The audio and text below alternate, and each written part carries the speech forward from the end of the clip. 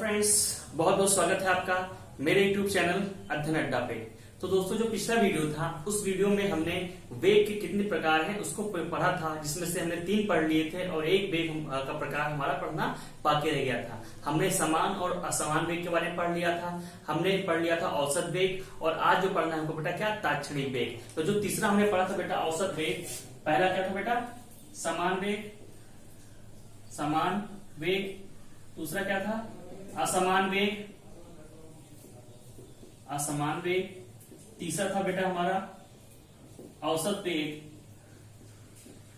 और चौथा जो हमको पढ़ना है बेटा, जो आज हमको पढ़ना है वो है बेटा ताक्षणिक वेग। इनके बारे में हमें बात करना है, ठीक है। हमने ये पढ़ लिया था, 2 पढ़ लिए थे, 3 पढ़ लिए थे, और आज चौथा पढ़ना ताक्षणिक वेग। उसके बाद औसत वेग के हम फार्मूला पढ़ाया था, फार्मूले को एक बार और देख लेते हैं औसत वेग का, क्योंकि वही से रिलेटेड हमारा ताक्षणिक वेग है, ठीक है। तो औसत वेग हमने फार्मूला बताया था। मान लो बेटा औसत वेग का फार्मूला क्या होता है, हमने कहा था औसत वेग क्या होता है, कुल विस्थापन बटे लिया गया समय, कुल विस्थापन बटे कुल समय, ठीक। तो ये होता है औसत वेग का फार्मूला। मान लो कि अगर हम कहें बेटा कि यहां से हम एक माने कि यहां से ये मान लो कि हम वो बिंदु मानते हैं जहां से हम मानते हैं कोई व्यक्ति खड़ा है, इसके सापेक्ष मान लिया कि कोई व्यक्ति यहाँ पे है, ए बिंदु पर है, ठीक है। इसकी दूरी कितनी बेटा, x1 है। इसकी दूरी कितनी है, x1 है जी। यहां से यहां तक की दूरी कितनी है, x1 है। और यहां से यहां तक की बिंदु बेटा क्या है, कोई एक बी पॉइंट है, और यहां से बी की दूरी कितनी है बेटा, x2 है। कितनी, x2। ये होगी x1 और ये होगी x2, बी की दूरी। अब कोई व्यक्ति अगर यहाँ पे खड़ा है और यहां से यहां आ रहा है, ठीक है, यहां से ए बिंदु से बी बिंदु पर आ रहा है। पहले जब वो ए पर था तब उसकी दूरी यहां से कितनी थी, x1 थी, और वो जब बी पे आ गया तो उसकी यहां से दूरी कितनी है, x2 है। तो वो कितना विस्थापन बेटा यहां से चल के आया, कितना विस्थापन उसका हुआ, ए से बी के बीच में कितना विस्थापन हुआ, विस्थापन उसका हो गया बेटा, विस्थापन हमारा हो गया बराबर x2 माइनस x1। हुआ नहीं हुआ, x2 यहां तक है और x1 यहां तक है, तो उसका विस्थापन कितना हुआ, x2 माइनस x1, तभी तो ये आएगा। तो विस्थापन x2 माइनस x1 हो गया। अब मान लिया वो यहां पर जो था, यहां पर उसका समय कितना था, t1 का समय था। जब यहां तक t1 समय था और यहां जब समय कितना हो गया, t2 हो गया। कोई समय बदल गया, t2 समय हो गया। तो जो उसने समय लिया कितना हो गया बेटा, समय कितना हो गया, समय जो उसने लिया, समय अंतराल कितना हो बेटा, t2 माइनस t1। तो यहां से हम कह सकते हैं कि जो औसत वेग का फॉर्मूला क्या होता है, औसत वेग बराबर हमारा क्या होता है, विस्थापन बटे समय, कुल विस्थापन बटे समय। तो औसत वेग का अगर फॉर्मूला हम लिखें, औसत वेग बराबर क्या होगा, औसत वेग बराबर कुल विस्थापन कितना हो बेटा, x2 और माइनस x1, और समय कितना हो बेटा, t2 माइनस t1, ठीक। औसत वेग की बात करो, मैं इसकी बात करूंगी, ठीक है। अब तो इसको अगर x2 माइनस x1 लिख लिया है तो इसको हम ऐसे लिख सकते हैं, x2 माइनस x1 को लिख सकते हैं बेटा डेल्टा x लिख सकते हैं, मतलब x में उसकी स्थिति में कितना परिवर्तन हुआ, डेल्टा x मतलब x2 माइनस x1 परिवर्तन, और t2 क्या सकते हैं बेटा, डेल्टा t। तो यहां से औसत वेग का फॉर्मूला हमारा क्या निकल गया बेटा, delta x upon delta t। ये फॉर्मूला हमारा औसत वेग का निकल के आ गया यहाँ से, delta x upon delta t। तो औसत वेग का बेटा ये हमारा कोई फॉर्मूला हो गया। अब बात करेंगे ताक्षणिक वेग की, और जरा देखते हैं कि ताक्षणिक वेग क्या होता है। जरा इसको देखते हैं। हमने देखा औसत वेग का फॉर्मूला निकाल किया बेटा delta x upon delta t। अगर हम कहें कि समय अंतराल बहुत छोटा हो, इतना समय अंतराल छोटा हो कि हम किसी पर्टिकुलर सेकंड की बात करें, किसी पर्टिकुलर टाइम की बात करें, किसी विशेष समय की बात करें। हमने कहा कि जब बताओ कि जब समय हमारा 8 सेकंड हो रहा था, जब समय 8 सेकंड हो रहा था, मान लीजिए कि यहाँ पर कुछ समय यहाँ पे हो रहा था, इसके 8 सेकंड बाद उसकी चाल कितनी रही होगी।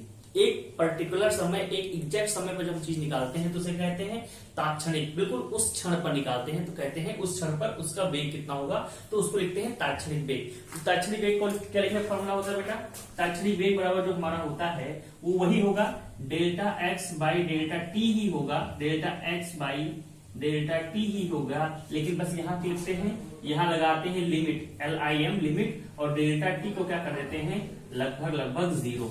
मतलब जो उसमें अंतर आ रहा है समय में, जो समय में अंतर आ रहा है डेल्टा 2 माइनस डेल्टा t1, ये लगभग बेटा क्या 0 हो जाए। मतलब बहुत छोटे समय के लिए जो हम निकालते हैं बेटा उसकी दूरी कितनी तय होगी, वो हमारी जो होगी उस छोटे से समय में जब t बराबर क्या डेल्टा t टेंस टू 0, मतलब बिल्कुल 0 की तरफ पहुंच रहा हो, तो जो t2 माइनस t1 का मान क्या लगभग 0 हो जाएगा।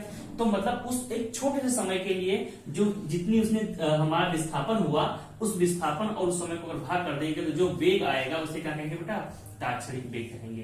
तो इसको आप ऐसे आप लिख लीजिए, इसको उतार लीजिए, इसको देख लीजिए फॉर्मूला से कैसे होता है। जब इसका क्वेश्चन करेंगे तो ये आपको आसानी से समझ में आ जाएगा कि ये आखिर है क्या तात्क्षणिक वेग। ठीक है, तात्क्षणिक में उस क्षण बिल्कुल उसी पर्टिकुलर समय पर हमको अगर वेग निकालना हो किसी समय पर, तो हम delta x by delta T से निकाल सकते हैं। और इसको अगर और लिखना चाहें, limit delta t tends to 0 delta x by delta t लेना चाहें, आगे इसको डेरिवेटिव लेना चाहें, तो लिमिट को अगर हटाएंगे हम तो इसको कह सकते हैं dx बाई dt, यानी ये क्या होगा बेटा, इसका डेरिवेटिव हो गया, डेरिवेटिव। ठीक है, dx बाई dt किसका, तात्क्षणिक वेग। तो ये फॉर्मूला भी तात्क्षणिक वेग का हमारा होता है। तो कुल फॉर्मूला मिला के हमारा कहां बन गया बेटा, ये हमारा फॉर्मूला बन गया। चाहे आप लिखो इस तरह, limit delta t tends to 0 del x upon del t, चाहे बराबर dx बाई dt लिख दो, लिमिट ही हटा देंगे तो dx बाई dt आ जाएगा। इसको ऐसे लिख सकते हैं। तो ये 4 प्रकार थे वेग के।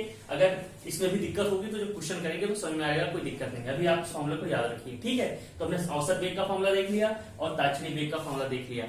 अब इस पे डिपेंड कुछ क्वेश्चन करते हैं और क्वेश्चन करके देखते हैं क्वेश्चन हमारे लग रहे हैं कि नहीं लग रहे हैं, फिर उसके अनुसार हम आगे बढ़ेंगे। तो पहला क्वेश्चन जो आपकी स्क्रीन पे आ रहा है जिसको देखिए, फिर उसको सॉल्व करते हैं।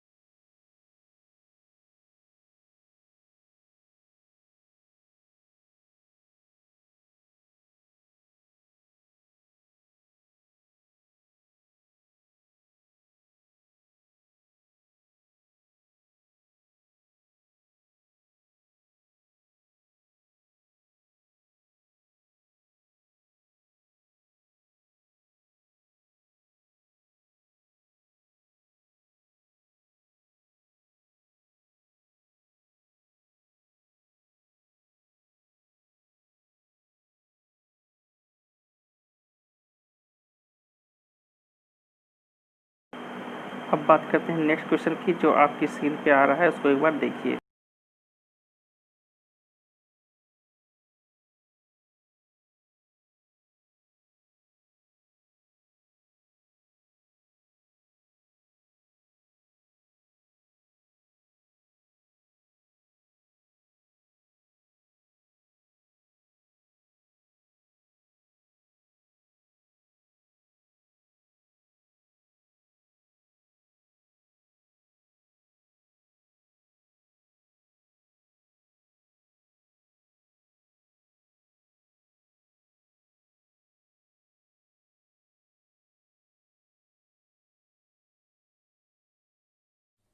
तो बेटा इस क्वेश्चन में देखिए क्या है कि क्वेश्चन में है कि एक आदमी है जो नया नया है, किसी शहर में आता है, उसको शहर के बारे में नहीं पता है।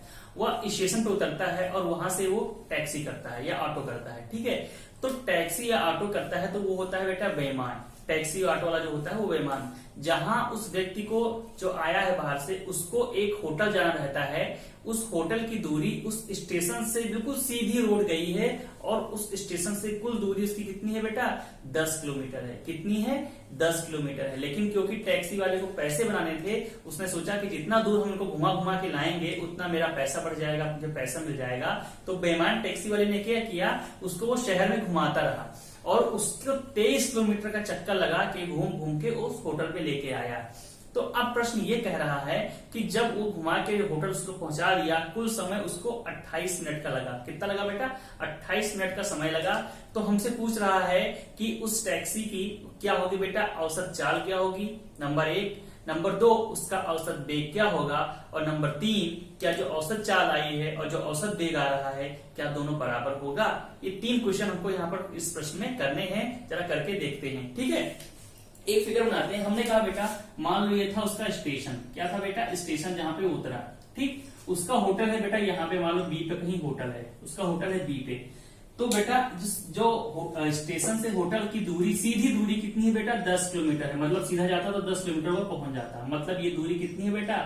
10 किलोमीटर है। ठीक, लेकिन टैक्सी वाले ने क्या किया, वो इस रास्ते में आ करके उसको घुमाया। उसने ऐसे घुमाया घुमाया घुमाया घुमाया घुमाया और फिर लाके यहाँ छोड़ा। ठीक है, और जब इसने ये चला, ये रास्ता पूरा कवर किया, तो वो कितना घुमा के लेके आया? 23 किलोमीटर। कितना? 23 किलोमीटर घुमा के लेके आया। और इस पूरी प्रक्रिया के दौरान, घूमने के दौरान उसको टाइम कितना लगा बेटा? 28 मिनट का टाइम लगा। 28 मिनट का टाइम लगा। ठीक है, तो हमसे पूछ रहा है नंबर 1 कि इसका औसत चाल क्या होगी टैक्सी की। नंबर औसत चाल कितनी होगी? ठीक है बेटा। नंबर 2 इसका औसत वेग टैक्सी का, औसत वेग टैक्सी का।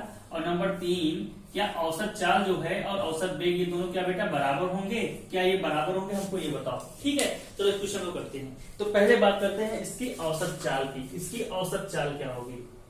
औसत चाल हमारा बेटा क्या होता है? कुल दूरी चली गई, कुल दूरी बटे समय अंतराल। तो कुल दूरी कितनी चली वाकई में बेटा? देखो ये यहां से राउंड लगा के तब वो यहाँ पे पहुंचा, तो कुल दूरी कितनी चली? 23 किलोमीटर। तो औसत चाल कितना हो बेटा? 23 बटे समय अंतराल कितना लगा? 28 मिनट। अब देखिए बेटा, क्योंकि हम यहाँ किलोमीटर में ले रहे हैं तो इसको क्या करें बेटा? घंटे में बदल दें, क्योंकि जो चाल होगी किलोमीटर प्रति घंटा में लेके आए, ज्यादा अच्छा रहता है, इसीलिए मानक है उसका। ठीक है बेटा, तो इसको हम अगर घंटे में बदलें तो 28 मिनट को अगर घंटे बदले तो कितना होगा बेटा? 28 बटे 60 घंटा। कितना होगा? 28 बटे 60 घंटा। कैसे होगा? एक घंटे में, हाँ, तो एक घंटे में कितना मिनट होता है? 60 मिनट होता है। तो 28 मिनट में कितना होगा? 28 बटे 60 घंटा। ठीक, यहां से निकाल लेंगे। ठीक है, तो अब औसत चाल कितनी आई बेटा? इसकी होगी, इसका कुल चली गई दूरी बटे समय अंतराल कितना हुआ? 28 बटे 60 घंटा। ये कितना हमारा घंटा हो गया। तो इसको सही करने का क्या आएगा? 23, ये 60 ऊपर चला जाएगा और बटे 28 नीचे आ जाएगा। ठीक है, इसको काट पीट के आंसर निकालेंगे। कितना आंसर आएगा? मैं डायरेक्ट लिख दे रहा हूँ। इसका आंसर आएगा बेटा, मैं काट पीट के डायरेक्ट इसका आंसर लिख रहा हूँ। कितना बेटा? मैं डायरेक्ट लिख रहा हूँ, आप लोग कर रहे हो। 49.3 किलोमीटर प्रति घंटा इसकी बेटा क्या आई? औसत चाल आई। क्या? औसत चाल आई। ये तो औसत चाल आ गई। अब बात करते हैं औसत वेग की। तो औसत वेग क्या होगा उसको देखते हैं। 49.3 इसका आया है। औसत वेग क्या आया उसकी देखते हैं। औसत वेग जो होता है हमारा बेटा क्या होता है? औसत वेग जो हमारा होता है वो होता है विस्थापन बटे समय अंतराल। तो विस्थापन कितना हो भाई, तुम कहीं से भी घूम के आओ, कहीं से घूम के आओ, हमको तो पहला बिंदु और अंतिम बिंदु के के बीच में सबसे छोटी दूरी चाहिए। तो सबसे छोटी दूरी 10 किलोमीटर ही है, ठीक है।